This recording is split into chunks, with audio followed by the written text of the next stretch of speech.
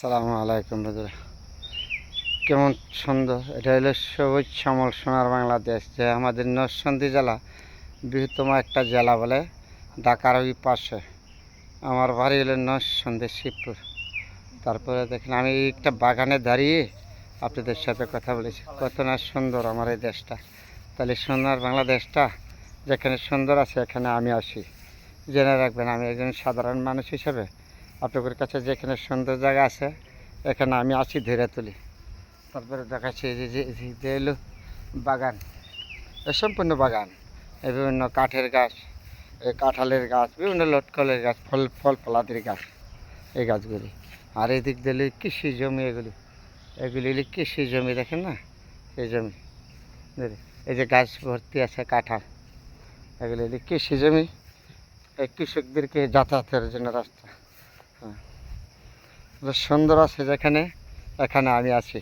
তো আপনাদের সাথে যখনই আমি যে কোনো জেলায় হোক আর সুন্দর আছে, এই জেলায় আমি আছি, এই জেলায় যাই আপনাদের সাথে শেয়ার করি সুন্দর জিনিসগুলি। আমি বাংলাদেশের ভিতরে সব জেলায় যাই। এই যে এখান থেকে কত না সুন্দর, তার সময় এই যে আমার পিছনের জায়গাগুলি আর সুন্দর জায়গাগুলি যেখানে আছে এখানে আমি আসি, আপনাদের সাথে শেয়ার করি। পাহাড় টিলা বলে, এই যে টিলা বলে। এই দেখেন এই মাঠে এই যে গাভীগুলি, এই যে গরুগুলি কৃষকরা রাখে, এই মাঠে ধান ছিল আগে, ধানগুলি কাইটে নিয়ে গেছে, কত দূরে দেখা যাচ্ছে না, কত সুন্দর। আর ওই যে দূরে দেখা যাচ্ছে এগুলি হলো টেক টিলা বলে, আমাদের এলাকায় টেক টিলা বলে, পাহাড় পর্বত বলে।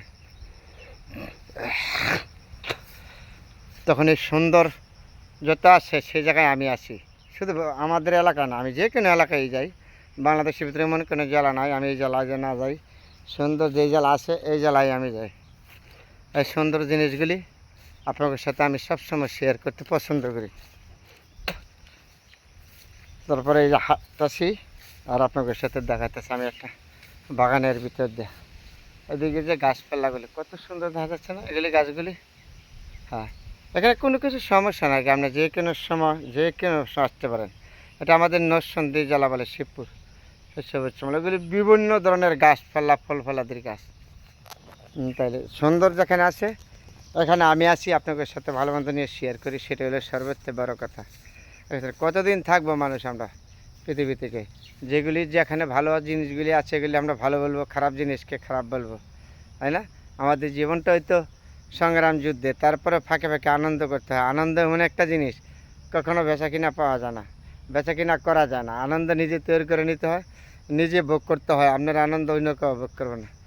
তারপরেও যেখানে আছে সুন্দর জিনিসগুলি এগুলি আমি আপনাদের সাথে সবসময় ভালো মন্দ নিয়ে শেয়ার করি। বন্ধুরা সবাই ভালো থাকবেন, সবার জন্য দোয়া রইল।